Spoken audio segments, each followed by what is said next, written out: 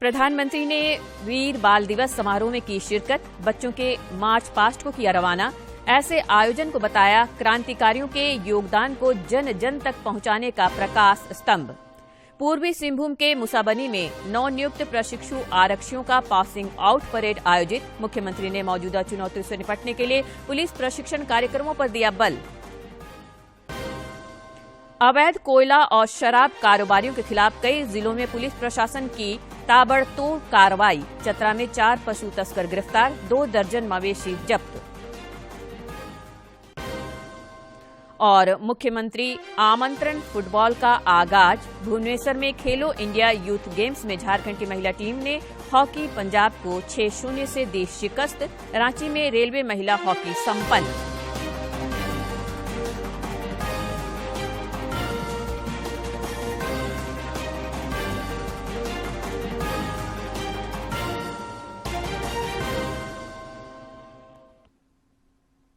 नमस्कार, खबरें झारखंड में आपका स्वागत है। मैं हूं रोज उरांव और अब समाचार विस्तार से। श्री गुरु गोबिंद सिंह जी के 2 पुत्रों के बलिदान की स्मृति में आज पहला वीर बाल दिवस मनाया गया।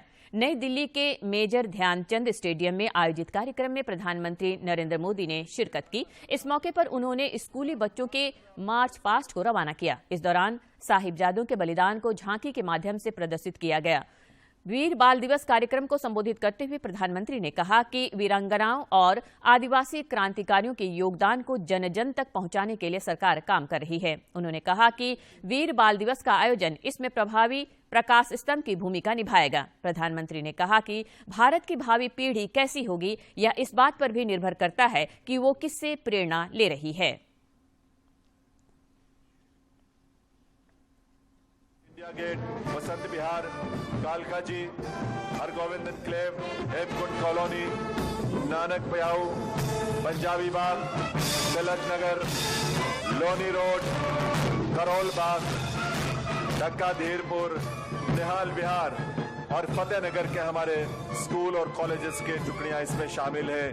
हमारे एनसीसी के बच्चे भी इन्हीं स्कूलों और कॉलेजों से इसमें आए हुए हैं। इसमें डब्ल्यू से पीछे सिख रेजिमेंट का बैंड डल गया है, उसके पीछे एनसीसी का हमारा श्री गुरु तेग बहादुर खालसा कॉलेज की टीम थी जो आगे करते हुए इस मार्च पास्ट में अपने भक्ति सर्वोपरि रखने की ये परंपरा हमारे लिए बहुत बड़ी प्रेरणा है।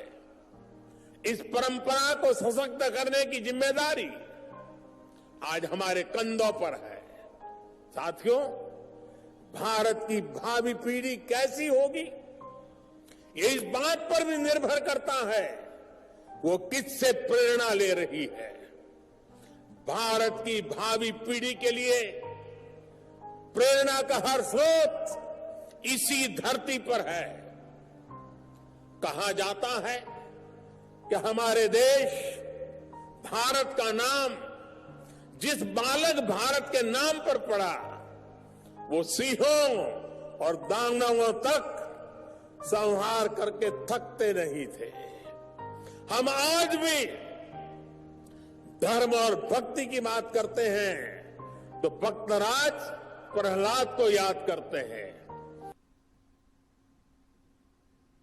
पूर्वी सिंहभूम के सीटीसी मुसाबनी फुटबॉल ग्राउंड में आज आईआरबी के नवनियुक्त प्रशिक्षु आरक्षियों का पासिंग आउट परेड आयोजित हुआ, जिसमें बतौर मुख्य अतिथि मुख्यमंत्री हेमंत सोरेन शामिल हुए।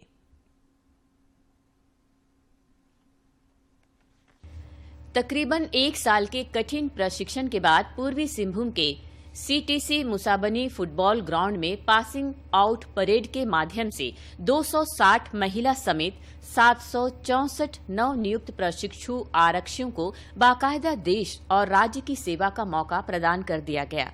मुख्यमंत्री हेमंत सोरेन ने पासिंग आउट परेड का निरीक्षण भी किया। हिना कुमारी, आईआरबी 1 जामताड़ा। कंपनी 3 के कमांडर प्रशिक्षु आरक्षी 464 दुखिया टुडू गाड़ी, आईआरबी 1 जामताड़ा। मंच के ठीक सामने से कंपनी 1 पासिंग आउट परेड को संबोधित करते हुए मुख्यमंत्री ने कहा कि अपराधी नित्य नए तरीकों से अपराध को अंजाम दे रहे हैं, जिसके लिए सरकार प्रशिक्षण को और धारदार बना रही है ताकि समाज विरोधी तत्वों को मुंह तोड़ जवाब दिया जा सके। काफी अच्छी शिक्षा तालीम करने के साथ साथ कई डिग्रियां भी आप लोगों ने प्राप्त की हैं और उसके अनुसार आप लोगों ने कई ट्रेनिंग्स भी ली हैं। ये बात सही है, आज कई तरीके के क्राइम राज्य में, देश में हो रहे हैं। नए नए तकनीक, नए नए संसाधनों का उपयोग अपराधी द्वारा किया जा रहा है। आज उन अपराधियों को भी मुंह तोड़ जवाब देने के लिए सरकार के द्वारा अपने जवानों को ट्रेनिंग दी जाती है। उन्होंने नवनियुक्त आरक्षियों को भविष्य की शुभकामनाएं देते हुए गृह सचिव और पुलिस महानिदेशक को सुझाव दिया कि मुसाबनी के प्रशिक्षण केंद्र को जीवंत बनाए रखने के लिए कार्य योजना बनाई जाए ताकि झारखंड ही नहीं देश में इसका नाम रोशन हो। कि इस कैंपस को जीवंत रखने का आप लोग कार्य योजना बनाएं। ट्रेनिंग के साथ साथ और क्या बेहतर इस कैंपस में किया जा सकता है, उसको आप करने का काम करें। और एक उदाहरण के तौर पर इस कैंपस को आप लोग डेवलप करें। सिर्फ राज्य ही नहीं, देश में इस कैंपस का नाम रोशन हो, इस तैयारी के साथ आप लोग आगे बढ़ें। इस मौके पर राज्य के गृह सचिव राजीव अरुण एक्का और पुलिस महानिदेशक नीरज सिन्हा ने पुलिस के समक्ष मौजूद चुनौतियों का जिक्र करते हुए मौजूदा आरक्षियों को जिम्मेदारी पूर्वक काम करने का निर्देश दिया। मुझे पूरा विश्वास है कि जो सभी प्रशिक्षुगण ने यहां पर मेहनत से अपना प्रशिक्षण पूरा किया है, आपको इस अच्छे ट्रेनिंग सेंटर में सभी तरह की सुविधाओं से लैस एक अच्छा ट्रेनिंग का अवसर आप सभी को राज्य सरकार की ओर से उपलब्ध कराया गया, जिसका आपने जरूर भरपूर पूरा फायदा लिया होगा। 3 प्रकार की मुख्य चुनौतियां हैं। पहली नॉर्मल पुलिसिंग की, जो अपराध नियंत्रण से संबंधित है। यह पुलिस का बेसिक कार्य है और इसमें आपको दक्ष और निपुण होना होगा। दूसरी बड़ी चुनौती जो आज सामने आ रही है वह है साइबर क्राइम की। अपराध का रूप बदल रहा है और जो वैल्यू इन्वॉल्व है क्राइम का, वो साइबर क्राइम में ज्यादा हो रहा है। तो इसीलिए इन प्रशिक्षुओं को साइबर क्राइम का भी प्रशिक्षण दिया गया। और यह एक ऐसा फील्ड है जिसमें तकनीक बड़ी तेजी से बदलती है। मूर्स लॉ है कि हर 2 साल पे कोई भी ऐसा उपकरण जिसमें एक चिप हो, उसकी क्षमता दोगुनी हो जाएगी, यानी 2 साल में उपकरण ऑब्सोलीट हो जाएगा, वो बेकार हो जाएगा, वो काम का नहीं रहेगा। तो जब टेक्नोलॉजी इतनी तेजी से बदलती है तो अपराध का स्वरूप भी बदलता है। और अगर अपराधी टेक्नोलॉजी में आपसे आगे रहेगा तो आप उसके साथ पेस नहीं रख पाएंगे, आप पीछे छूट जाएंगे। इस दौरान बेहतर प्रदर्शन करने वाले कैडेटों को मुख्यमंत्री ने सम्मानित भी किया। दूरदर्शन समाचार के लिए जमशेदपुर से राजेश लालदास की रिपोर्ट। पूर्व मुख्यमंत्री सह भाजपा विधायक दल के नेता बाबूलाल मरांडी ने नियोजन के सवाल पर एक बार फिर राज्य सरकार पर निशाना साधा है। श्री मरांडी ने सोशल मीडिया के जरिए कहा कि बाहरी भीतरी का राग अलापने से अब राज्य के युवा और बेरोजगार झांसे में नहीं आने वाले हैं। श्री मरांडी ने कहा कि 2 दिन बाद वर्तमान सरकार के 3 साल पूरे हो रहे हैं और सरकार खुद स्वीकार कर रही है कि अब तक मात्र 357 युवाओं को नौकरी दी गई है। उन्होंने सरकार से पूछा, उसे किसने नौकरी देने से रोक रखा है। सरकार को स्थानीय लोगों को नियम संगत नौकरी देने के लिए कानून बनाना चाहिए। श्री मरांडी ने सरकार को सुझाव दिया कि कानूनी पचड़े में फंसाकर युवाओं को भटकाने वाली नीयत को वह बदले।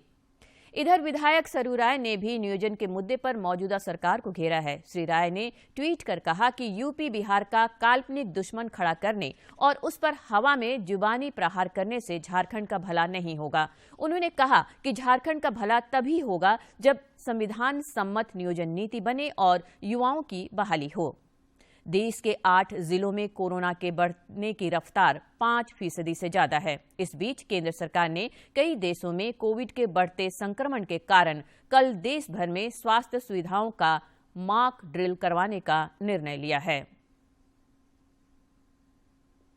वहीं भारत में 3 दर्जन जिले ऐसे हैं जहां पर कोरोना 1% से अधिक रफ्तार से बढ़ रहा है। हालांकि राहत की बात यह है कि भारत में कोविड-19 की औसत राष्ट्रीय दर अभी भी 0.18% के सामान्य स्तर पर है। देश भर के अस्पतालों में कोविड-19 मामलों से निपटने के लिए और आपातकालीन प्रतिक्रिया को परखने के मकसद से मंगलवार को एक मॉक ड्रिल आयोजित की जाएगी, जिसमें केंद्रीय स्वास्थ्य मंत्री डॉक्टर मनसुख मांडविया भी मॉक ड्रिल का हिस्सा होंगे।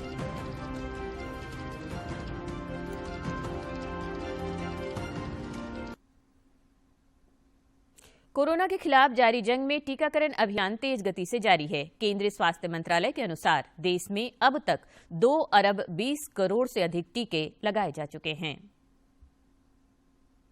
अब तक 220.05 करोड़ से अधिक टीकों की खुराक दी जा चुकी है। वहीं पिछले 24 घंटों के दौरान देश में 196 नए कोरोना के मामले दर्ज किए गए। इस दौरान 190 लोग कोरोना से स्वस्थ भी हुए। देश में अभी सक्रिय मामलों की दर 0.01% है, जबकि रिकवरी दर 98.8% पर पहुंच चुकी है। इधर राज्य में भी विभिन्न स्तरों पर कोरोना के प्रसार को थामने के लिए कवायद जारी है। कोरोना संक्रमण के नए वेरिएंट BF7 के प्रसार को रोकने एवं इससे बचाव को लेकर लातेहार में बैठक आयोजित की गई, जिस दौरान आवश्यक दिशा निर्देश दिए गए। राज्य में अवैध शराब के खिलाफ पुलिस और उत्पाद विभाग की कार्रवाई आज भी ताबड़तोड़ तरीके से जारी रही। चतरा में स्पेशल ड्राइव चलाकर आधा दर्जन भट्टियों को ध्वस्त कर दिया गया। इस दौरान 6,500 किलो जावा महुआ नष्ट करते हुए 500 लीटर अवैध देशी शराब और 2 बाइक भी जब्त किया गया। कार्रवाई के दौरान 4 शराब तस्कर भी गिरफ्तार किए गए हैं।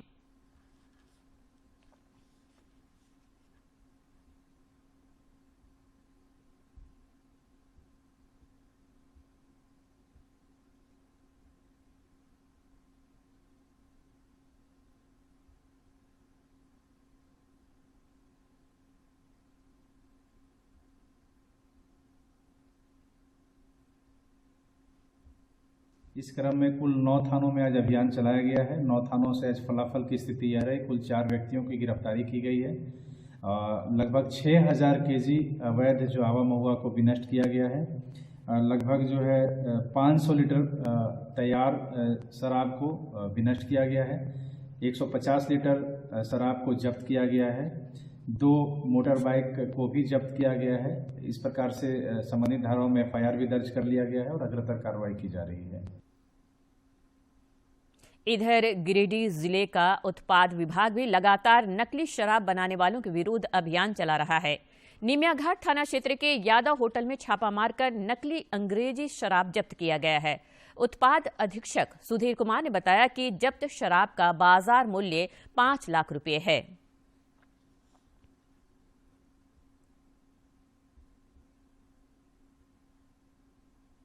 नकली शराब बना करके और ग्रामीण क्षेत्रों में बांट दिया जाता है। इसी सूचना पर गोपनीय ढंग से पता लगाए तो पता चला कि ये काम जो है सो ये ज़्यादा होटल वाले कर रहे हैं।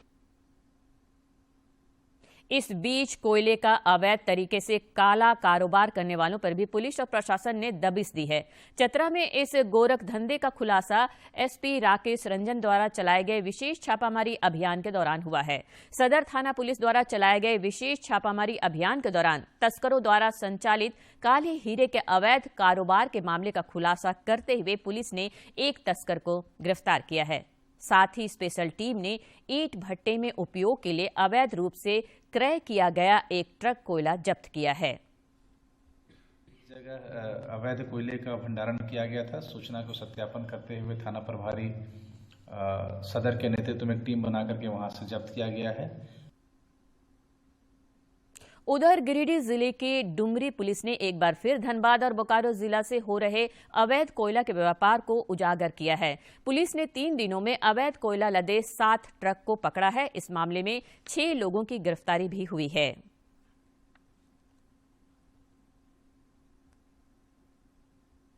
गुप्त सूचना के आधार पर दिनांक 25 की रात्रि में डुमरी थाना में 4 ट्रक अवैध कोयला के साथ पकड़ा गया। ये ट्रक धनबाद से बिहार जा रही थी।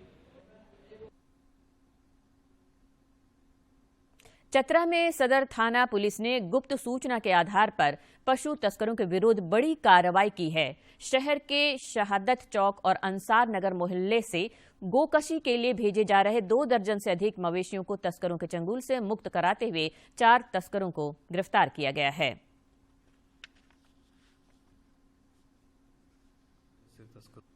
रही थी कि गौ तस्कर लोग कुछ जानवरों को अपने यहाँ छिपा कर रखे हुए हैं। सूचना को सत्यापित करते हुए थाना प्रभारी सदर के नेतृत्व में एक टीम बनाई गई है। टीम जाके वहाँ जब छापेमारी किया है तो कुल 40 गाय और बछड़ों को जब्त किया गया है। संबंधित धाराओं में FIR दर्ज कर लिया गया है। 4 लोगों की गिरफ्तारी हुई है। 4 लोगों को हम लोगों ने न्यायिक अभिरक्षा में भेजा है और अग्रतर कार्रवाई। बोकारो जिले के गोमियो थाना क्षेत्र में ट्रैक्टर के नीचे दबने से 2 लोगों की दर्दनाक मौत हो गई, जबकि इस घटना में 2 अन्य घायल हो गए। बताया जा रहा है कि मिट्टी में ट्रैक्टर का चक्का धंसने से यह हादसा हुआ।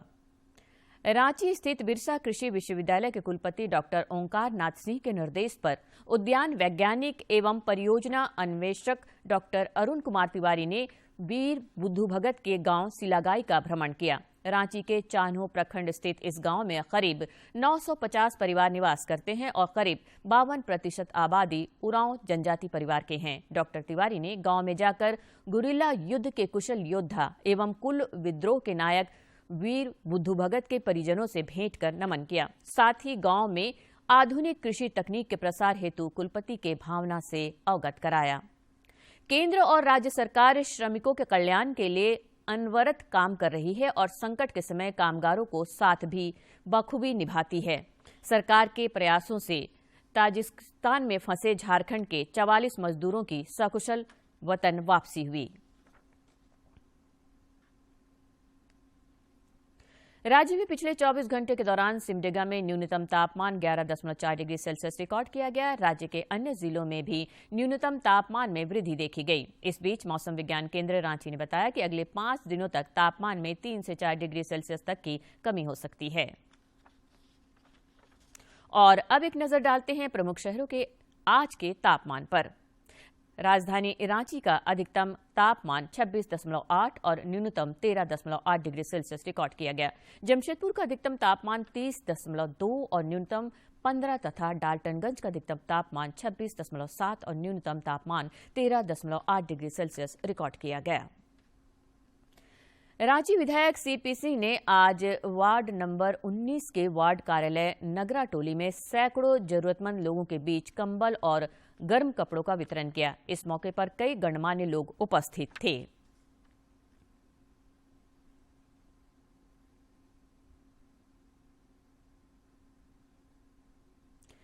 खोरठा दिवस पर रामगढ़ में सम्मान समारोह का आयोजन हुआ। साथ ही 10 पुस्तकों का विमोचन भी हुआ। खोरठा के महान कवि श्रीनिवास पानोरी की जयंती के 102 वर्ष पूरे होने के अवसर पर रामगढ़ में खोरठा दिवस का आयोजन हुआ। इस उपलक्ष्य में खोरठा साहित्य संस्कृति परिषद के तत्वाधान में आयोजित सम्मान समारोह में आधा दर्जन खोरठा साहित्यकारों को सम्मानित किया गया। इस दौरान 10 पुस्तकों का विमोचन और लोकार्पण भी हुआ।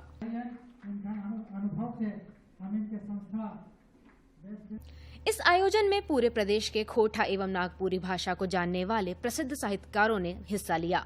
पतरातू के एसडीपीओ डॉक्टर वीरेंद्र चौधरी भी इस दौरान मौजूद थे, जिन्होंने खोटा भाषा में AA रिसर्च और PhD किया है। यहाँ के जो क्षेत्रीय भाषा के जो जितने भी विद्वान साहित्यकार आए हुए हैं और मुझे भी यहाँ आने का मौका मिला, क्योंकि मैं भी एक यहाँ का जो खोटा भाषा है मैं उससे AA UGC नेट और मैं रिसर्च स्कॉलर के रूप में यहाँ रिसर्च किया हूँ। पूरे झारखंड में खोटा भाषा या पूरी झारखंड की संस्कृति को अध्ययन किया। इस मौके पर रांची से आई नागपुरी एवं हिंदी भाषा की प्रसिद्ध साहित्यकार डॉक्टर शकुंतला मिश्रा ने खोटा दिवस के आयोजन को भाषाई दृष्टि से महत्वपूर्ण बताया।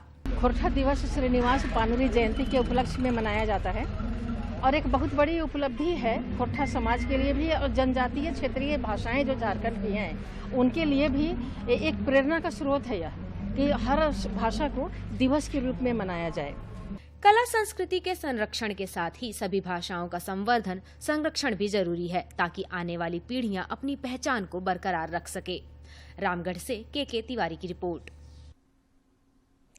देवघर उपायुक्त ने 9 वर्ष और बसंत पंचमी की तैयारी को लेकर बाबा बैद्यनाथ मंदिर पहुंचकर सुरक्षा विधि व्यवस्था का जायजा लिया। इस दौरान उन्होंने थर्मोकोल और प्लास्टिक मुक्त क्षेत्र बनाने की दिशा में आवश्यक निर्देश दिए।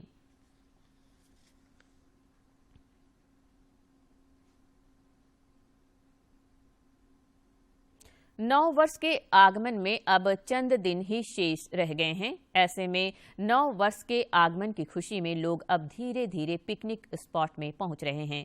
रहसों को समेटे चतरा के कोलांचल अवस्थित टंडवा का प्रसिद्ध पर्यटन स्थल तथा 2 नदियों का संगम स्थल चुंदरू धाम भी सैलानियों को लुभा रहा है। नव वर्ष का जश्न कुछ ऐसी जगह गुजरे जो बेहद खास हो, मनोरम हो और रहस्यों से भरपूर हो, तो इसके लिए हजारीबाग और चतरा जिले को अलग करने वाला प्रसिद्ध चुंदरू बाबा धाम सही जगह हो सकती है। चतरा जिले के टंडवा प्रखंड में स्थित चुंदरू धाम 2 नदियों की संगम स्थली भी है। चुंदरू की विशालकाय गुफानुमा नक्काशीदार बड़ी बड़ी चट्टानें रहस्यों से भरी पड़ी हैं। कथाओं पर विश्वास करें तो चट्टानों के बीच एक गुफानुमा गड्ढा ऐसा भी है जहां की गहराइयों का आकलन आज तक कोई नहीं कर पाया। बुजुर्गों की माने तो इसे नापने में 7 खटिया की डोर भी इसे कम पड़ गई थी। चुंदरू धाम आए हैं घूमने के लिए। यहाँ का नज़ारा बहुत अच्छा है। यहाँ पहाड़ों के बीच से कट कर नदी निकली है, छोटे छोटे कुआं बने हुए हैं, फांसी के फंदे, बहुत अच्छी जगह है देखने के लिए। अगर इसको यहाँ पे और बहुत कोई आते हैं 1 जनवरी में, यहाँ बहुत भीड़ होती है। हम लोग हर साल में यहाँ पे मनाने आते हैं। धार्मिक, भौगोलिक और पुरातात्विक दृष्टिकोण से महत्वपूर्ण इस स्थल पर आकर सैलानियों के चेहरे खिल जाते हैं। यहाँ के विहंगम दृश्य फिल्मों की शूटिंग के लिए उपयुक्त माने जाते हैं। यहाँ के पत्थरों में हाथी और बाघों के पैर के निशान लोगों के लिए कौतूहल का विषय है। 1 जनवरी को ज्यादा यहाँ पे भीड़ होती है। तो मतलब पत्थरों से कटा हुआ भी है और प्लस में यहाँ पे गड्ढे वड्ढे बहुत ज्यादा है। देखने का प्लेस बहुत ज्यादा अच्छा है। मान्यता यह भी है कि चुंदरू बाबा धाम के इन्हीं पत्थरों पर भगवान श्री राम और सीता का विवाह संपन्न हुआ था, जिसके साक्ष्य आज भी मौजूद हैं। इसके अलावा शिव कुंड और जल कुंड भी यहाँ मौजूद है। ऐसे में नए वर्ष के स्वागत में पहुंचने वाले विभिन्न राज्यों के सैलानी यहाँ गेरुआ नदियों के संगम स्थल पर स्नान कर सूर्य देवता की आराधना के साथ नए साल की शुरुआत करते हैं। सालों साल सैलानियों की बढ़ती संख्या के मद्देनजर इस क्षेत्र का समुचित विकास समय की मांग है। यहाँ पे पत्थरों से काट काट के गढ़ा डिब्बा बना हुआ है और हाथी का ही निशान भी है। बहुत सारे बाघ का भी निशान है, जो पूर्वज के समय में बाघ आता था यहाँ पे, वहाँ पे बाघ है। छोटा छोटा कुआं बना हुआ है पत्थर काट काट के, और बीच में बहुत सारे पानी जमा हुआ है और ये डायरेक्ट गहरी नदी में मिलती है। चुंदरू धाम जहाँ सूर्य मंदिर का स्थापना हुआ है, वहाँ भगवान श्री राम का जो विवाह हुआ, वहाँ चूल्हा चौकी या जो मैंने खाने का व्यवस्था है, सारी व्यवस्था है प्रत्यक्ष रूप में जो देखा जा सकता है। चतरा में हालांकि कई पिकनिक स्पॉट हैं जो अपनी खूबसूरती से एक से बढ़कर एक हैं, लेकिन चुंदरू बाबा धाम आकर्षक है, मनोरम है, खूबसूरत है और उससे भी बढ़कर रहस्यों से भरी है, जो इसे सबसे खास बनाती है। चतरा से अशोक तुलसियान की रिपोर्ट। रांची के मोराबादी स्थित फुटबॉल स्टेडियम में आज से मुख्यमंत्री आमंत्रण फुटबॉल कप प्रतियोगिता का रंगारंग शुरुआत हुआ। इस राज्य स्तरीय फुटबॉल प्रतियोगिता में कुल 16 टीमों के 200 से ज्यादा प्रतिभागी हिस्सा ले रहे हैं। 29 दिसंबर को प्रतियोगिता का समापन होगा। 20 से 30 दिसंबर तक भुवनेश्वर में आयोजित क्वालीफाई खेलो India youth games under 18 hockey प्रतियोगिता में आज हॉकी झारखंड की महिला टीम ने अपने लीग के अंतिम मैच में हॉकी पंजाब को 6-0 से पराजित कर लीग में अपराजित रही। आज के मैच में रजनी किरकिट्टा और प्रमोदनी लकड़ा ने 2-2 गोल दागे तथा बिनिमा धान एवं निक्की कुल्लू ने 1-1 गोल किया। पंजाब में चल रहे ऑल इंडिया अंतर विश्वविद्यालय तीरंदाजी प्रतियोगिता में चंदन कियारी के विश्वनाथ गौराई ने विनोद बिहारी महतो कोलांचल विश्वविद्यालय का प्रतिनिधित्व करते हुए 50 मीटर इंडियन राउंड स्पर्धा में रजत पदक जीता। इस उपलब्धि पर पूर्व खेल मंत्री सह विधायक अमर बावरी ने उन्हें बधाई दी। हटिया रेलवे के एस्ट्रोटर्फ स्टेडियम में आज 43वें अखिल भारतीय महिला रेलवे हॉकी चैंपियनशिप का समापन हो गया। किताबी मुकाबला रेलवे कोच फैक्ट्री कपूरथला और मध्य रेलवे की टीम के बीच हुआ, जिसमें मध्य रेलवे की टीम 2-0 से विजयी रही।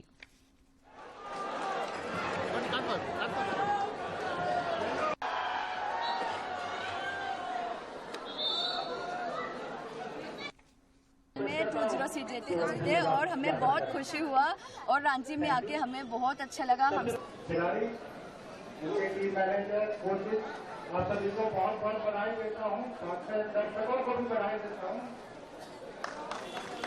और इसके साथ साथ रांची मंडल में इतने अच्छे तरीके से टूर्नामेंट को आयोजित किया है तो मैं मंडल में प्रबंधक सुधीर गुप्ता जी, उनकी सारी टीम, रांची मंडल की टीम, आप सभी को बहुत बहुत बधाई देता हूँ। पलामू जिला मुख्यालय अंतर्गत मेदिनीनगर स्थित LBS पब्लिक स्कूल में शिल्प एवं विज्ञान प्रदर्शनी का आयोजन हुआ, जिसमें बतौर मुख्य अतिथि सांसद BD राम शामिल हुए। इस दौरान उन्होंने बच्चों का उत्साहवर्धन किया और वैज्ञानिक सोच को प्रोत्साहित करने पर बल दिया।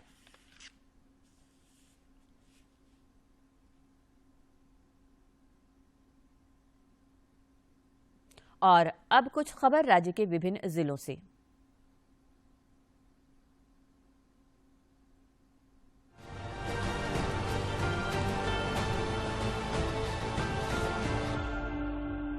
राजधानी रांची में 21 और 22 मार्च को प्रस्तावित G20 बैठक की तैयारी शुरू हो गई है। नगर आयुक्त शशि रंजन ने प्रस्तावित बैठक को देखते हुए शहर को साफ स्वच्छ बनाने व सजाने पर पदाधिकारियों के साथ मंत्रणा की। उन्होंने कहा कि अगले 3 माह सभी पदाधिकारी मिशन मोड में काम करें तथा शहर के सभी जोन में 2 शिफ्ट में सफाई कराएं। पलामू पुलिस ने राजू तिर्की गैंग्स के 7 अपराधियों को गिरफ्तार किया है। इनके पास से 3 देशी कट्टा, 1 देशी पिस्तल और 5 जिंदा गोली और 7 मोबाइल फोन बरामद किए गए हैं। बाद में सभी को आर्म्स एक्ट के तहत जेल भेज दिया गया है। खूंटी के अड़की थाना अंतर्गत सोसोकुटी पंचायत के गांव जरंगा में अवैध अफीम की खेती को नष्ट किया गया एवं एक अवैध शराब भट्टी को ध्वस्त कर अवैध जावा महुआ शराब को भी नष्ट किया गया। रामगढ़ में अवैध शराब के विरुद्ध अभियान में भुरकुंडा ओपी क्षेत्र के जयनगर में छापामारी करते हुए लगभग 100 किलो जावा महुआ और शराब बनाने का उपकरण विनष्ट किया गया। अवैध शराब के विरुद्ध अभियान में मांडू थाना एवं उत्पाद विभाग के द्वारा संयुक्त रूप से हेसगढ़ा में छापामारी करते हुए लगभग 10 लीटर अवैध देशी शराब जब्त किया गया। 60 किलोग्राम जावा महुआ शराब बनाने का उपकरण विनष्ट किया गया। साथ ही एक आरोपी गिरफ्तार किया गया। नव वर्ष को ध्यान में रखते हुए देवघर पुलिस ने सभी थाना क्षेत्रों में एंटी क्राइम चेकिंग अभियान चलाया। इस दौरान पुलिस ने वाहन चालकों को ट्रैफिक नियमों का पालन करने की हिदायत दी। साथ ही कहा गया इस एंटी क्राइम चेकिंग को और सघन तरीके से चलाया जाएगा। पुलिस द्वारा यह मैसेज भी दिया गया कि लोग उन्मादी होकर गाड़ी न चलाएं तथा ड्रिंक एंड ड्राइव से परहेज करें। बोकारो के सरिया थाना अंतर्गत बंद खारों में एक घर पर नकली शराब बनाने और खरीद बिक्री की सूचना पर पुलिस उपाधीक्षक के नेतृत्व में सरिया, पीरटार और पचम्बा थाना प्रभारी द्वारा छापेमारी कर कुल 3 पेटी नकली अंग्रेजी शराब जब्त कर 2 लोगों को गिरफ्तार किया गया है। और अंत में मुख्य समाचार एक बार फिर।